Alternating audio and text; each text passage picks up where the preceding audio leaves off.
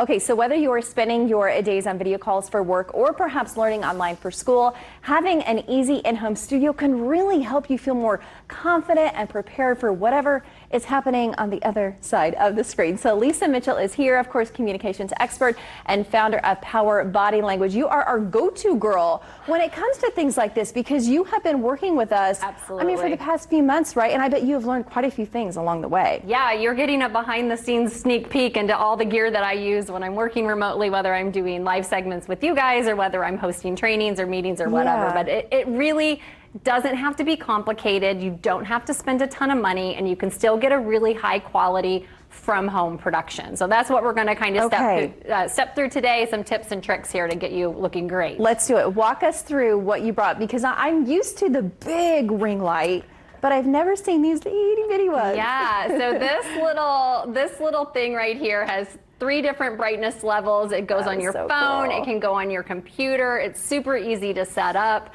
And I like all the ring lights. So I also use a tripod to hold my phone steady for the segments I do live with you guys. And I double ring light. I'm like, give me all the ring lights. The best lighting. Anything that helps me look better and gets rid of my circles, I'm a big fan of. So lighting is key. Sound is also really, really important when you're doing anything remotely, especially if it's kind of a production value. Can we just talk about how that your microphone cover, it's pink? I mean, now the brand of this is cute. a Blue Yeti mic, and I'll tell you, when shutdown first happened, trying to get mics to podcast, apparently everybody launched a podcast during quarantine. And so these 2 mics are ones you can get on Amazon. It's a Blue Yeti. This is a production quality mic. They plug right in through USB into whatever device that you're using. So they're super easy, great sound quality, good experience for the person on the other side of you. Okay, and you also say, I know that you say keep it simple, first of all. Like, don't overcomplicate things. Right. You don't need green screens. You don't need box lights. Like, I love being back in the studio because I got my good lighting back with the box lights, but you don't need it. A couple of good ring lights, even some great natural light. Yes. Anything to just kind of take the shadows off your face and help the person on the other side of you really see you clearly. And then you mentioned pay attention to the position of your device. I don't know if you've ever spent time on a video call looking up someone's nose or maybe like the top of their forehead. Yes, I've seen that before. Right, so just pay attention to how you're seating, adjust your seat. So you want to be kind of arm's length out from your device so people can see kind of mid-chest up. And it gives you a chance to use your gestures, use your body language, and create more of that conversational experience for whoever's with you. Nobody wants to look up your nose on a video call. You know, just pay attention to the position of your device. Tell us this is just a smaller version, right? Yeah, this is actually expandable, so you can pop the legs out. It can go full standing length. I use it usually on the ground, and while I'm seated, it hits me right about eye level, which is perfect. So super cheap. This one's an Amazon. It hooks up your device. You can use it with or without your phone connected if you're using another device, but it's really easy.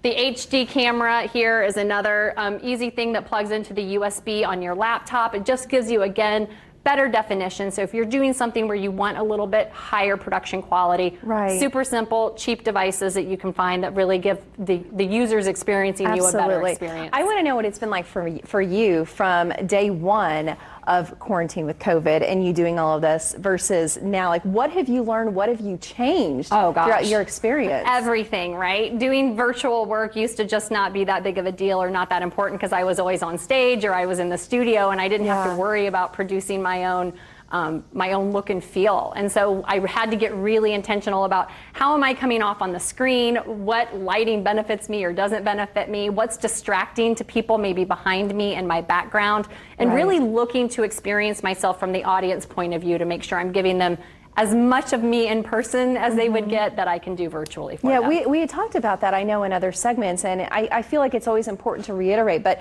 do pay attention, right, to what's behind you, because oftentimes that can be really distracting, and then the person's not even listening to what you're saying. Exactly. Everything around us that shows up on screen with us is sending some sort of message to whoever's watching us. So if it's distracting or if it's cluttered or if it's something that might draw attention away from the point you're really trying to drive home with your clarity, just either use a digital green screen, which most platforms now offer, or just do a simple blank background or blank wall behind you to keep from distracting people. Okay, any extra little tidbit piece of advice for people if they're thinking, okay, I've got this down, perhaps now how else can I elevate my video call? Absolutely. Record yourself first, do a practice run. I love and that then fix one. anything Yes. that distracted you, because chances are it will also distract your audience. Oh, so yeah. do a test run, record it. You send it to somebody else for feedback if you're feeling brave. I love that. But at least watch it yourself. That's a really great point. Yeah. And I feel like once you do it at least once yourself, perhaps you get out those jitters too and work out the kinks. And then, of course, you feel more confident